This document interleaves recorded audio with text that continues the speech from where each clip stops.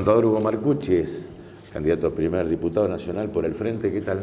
¿Qué tal? ¿Qué tal, Bien, Guillermo? bien. ¿Cómo, bueno, más allá del papel clave que va a tener el Congreso en el futuro gobierno, ¿no? Pero, o sea, si hay que identificar políticamente esta lista o este sector frente a la gran confusión general que hay, ¿cómo se autocalifica? Bueno, el Frente Progresista lleva más de 20 años trabajando, formándose, consolidándose.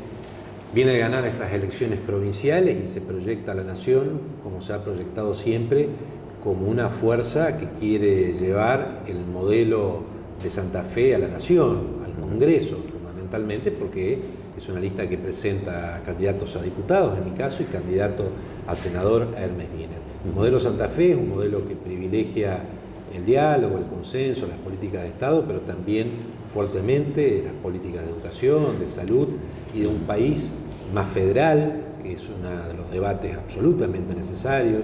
La transparencia, la decencia son también marcas que naturalmente cuando uno habla, para no hablar del conjunto de todos los que forman, pero solamente para el ejemplo de Hermes Wiener, indudablemente que uno identifica ahí todos estos valores que los practicó, bueno, cuando fue gobernador, cuando fue intendente de Rosario, pero también es el que el Frente Progresista quiere establecer en un país que además requiere la necesidad de reafirmar la República con la independencia de poderes, tal cual se pensó aquí, también aquellas políticas que tienen que ver, además, donde Santa Fe no sea discriminada, donde Santa Fe, con su fuerza, con su reconocimiento como una provincia fundamental de la Argentina, sea reconocida como tal y sea, en este país que nosotros pensamos y soñamos y vamos a plantear con mucha fuerza que sea más federal, por supuesto es un esquema totalmente diferente. Y en lo personal, Hugo, el acuerdo de Gualeguaychú, ¿los pone en un dilema los radicales en esta instancia o no?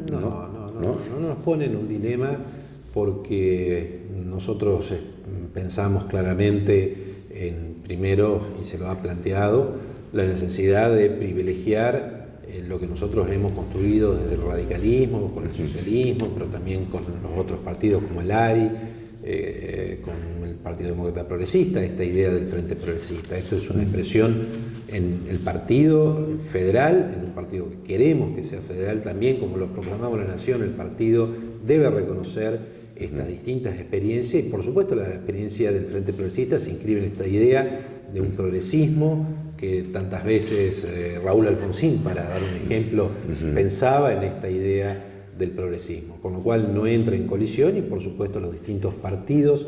El Frente Progresista no lleva un candidato a presidente, sí. Es una lista que, bueno, lo decíamos, de diputados, senadores, pero tiene naturalmente el radicalismo, el socialismo, como otros partidos, sus expresiones presidenciales, en nuestro caso SAN, en el caso del socialismo Margarita Stolbizer y otros partidos más, como el Partido Demócrata Progresista, bueno, plantea la idea de Macri y otros partidos políticos plantean otras presidencias. Pero lo que nosotros privilegiamos es la idea del Frente Progresista como una expresión de Santa Fe, como una expresión genuina de una representación que tiene que tener muy claramente esta primera idea, de valores, pero también la defensa irrestricta de los intereses de Santa Fe. Tal vez haya un hilo conductor o un común denominador, o sea, el valor que históricamente le dio a la institucionalidad del radicalismo, ¿no? Por eso tal vez se comprendan los acuerdos para, digamos, los acuerdos con Macri a nivel nacional, en confrontación con lo que ustedes piensan de lo que actualmente es el gobierno nacional, ¿no?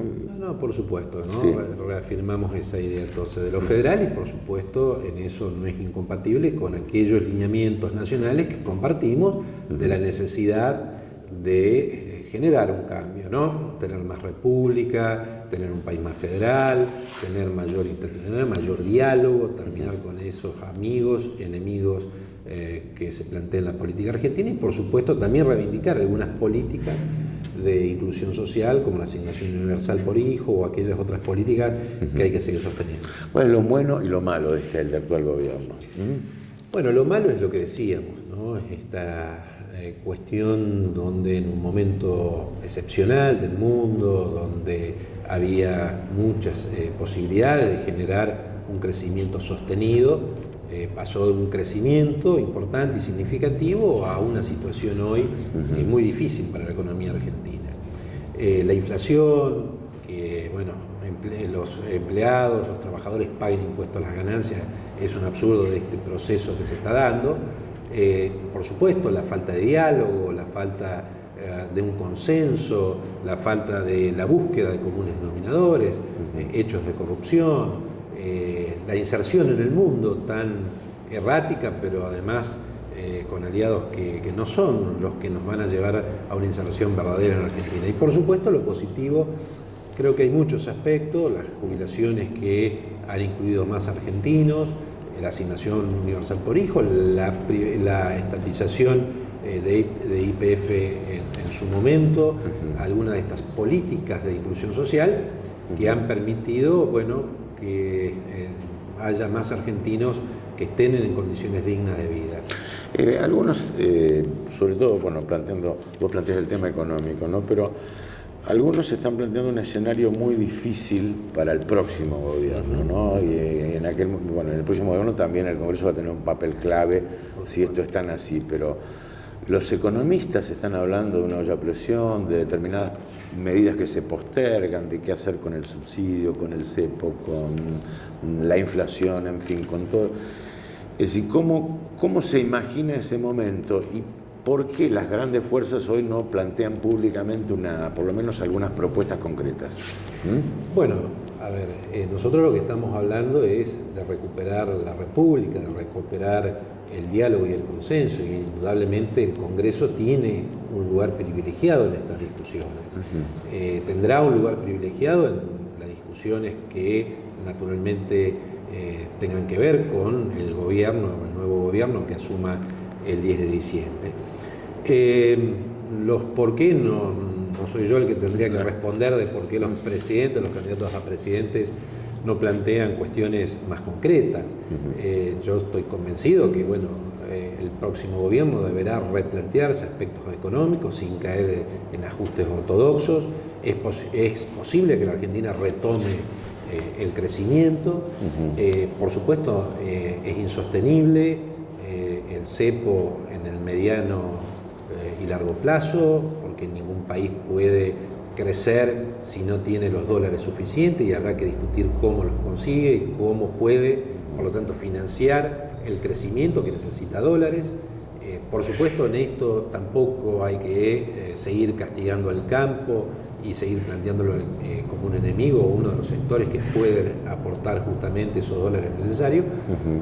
Habrá que pensar cómo y de qué manera también uno de los puntos centrales, esta inflación.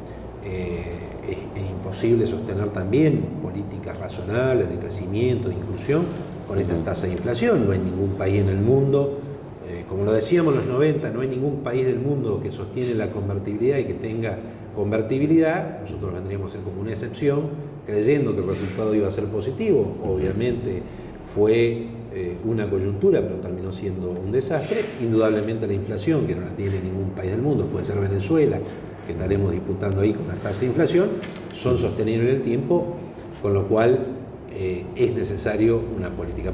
Yo creo que hay un error, creo que hay un ciudadano maduro que entiende, y un votante maduro que entiende y exige además de aquellos que se postulan para determinados espacios, transparencia, certeza, que digan qué van a hacer. Sabemos que esto no se agota en muy pocas palabras, pero bueno, indudablemente que el tema inflación va a ser uno de los temas que va a tener que resolver el próximo gobierno, como también generar una quita al cepo, porque se van a necesitar dólares y es imposible crecer con estos cepos que restringen importaciones, que generan dificultades para remesas de divisas al exterior. Es decir, que desde el punto de vista de la economía y en general también del ciudadano genera muchas dificultades. ¿Sos de los que piensan que si no es un gobierno peronista es muy difícil gobernar en el país?